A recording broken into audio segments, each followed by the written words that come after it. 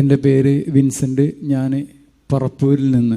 തൃശ്ശൂർ പറപ്പൂരിൽ നിന്നാണ് വരുന്നത്. ഞാൻ ഓൺലൈനിൽ ശുശ്രൂഷ കാണാറുണ്ട്. അപ്പം നമ്മൾ ഒത്തിരിയും ധരിക്കാനായിട്ട് പറഞ്ഞിട്ടുണ്ടായിരുന്നു. അപ്പം ഞാൻ വാങ്ങിച്ചിട്ട് വീട്ടിൽ എല്ലാവർക്കും ഞാനും ധരിച്ചു.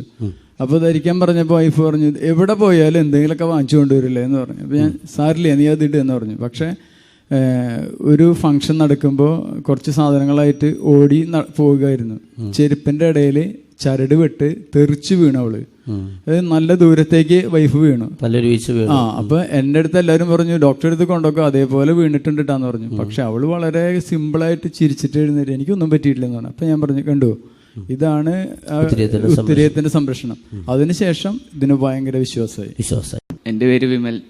ഞാൻ വരുന്ന മാനന്തവാടി താൽപ്പഴയിൽ നിന്നാണ്.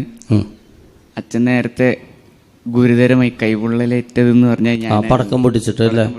എന്താ മെസ്സേജ് വിളിച്ചു പറഞ്ഞേ? പടക്കം പൊട്ടിച്ചപ്പോൾ ഗുരുതരമായി പരിക്ക് പറ്റിയ ഒരാൾ ഇവിടെ ഇരിക്കുന്നുണ്ട്. ആ വ്യക്തി പടക്കം പൊട്ടിക്കുന്ന സമയത്ത് കഴുത്തിൽ ഒത്തിരി ഉണ്ടായിരുന്നില്ല, അതുകൊണ്ടാണ് ഇത്രയും വലിയ പരിക്ക് പറ്റിയത് എന്നാണ് വിളിച്ചു പറഞ്ഞത് അല്ലേ? എത്ര വർഷം മുമ്പ് ഉണ്ടായത്? 5-6 മാസമായിട്ടുള്ളൂ. ഇങ്ങനെ പടക്കാപ്പത്തിന് ഒത്തിരി ധരിക്കാറുണ്ടായിരുന്നു മുന്നേ? ഉണ്ടായിരുന്നു. പക്ഷേ പടക്കം പൊട്ടിക്കുന്ന സമയത്ത് ഒത്തിരി ഉണ്ടായില്ല.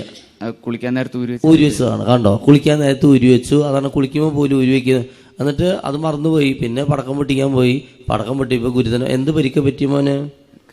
എന്തൊരവസ്ഥയുണ്ട്. കൈ നോക്കിയാണ് എന്തെന്നാ പറയാ. ഒത്തിരി ഇടാത്തത് കൊണ്ട് ഈ കൈ പൊള്ളിയത് കണ്ടില്ലേ? ഗുരുതരമായ പരിക്ക് പറ്റിയിട്ട്.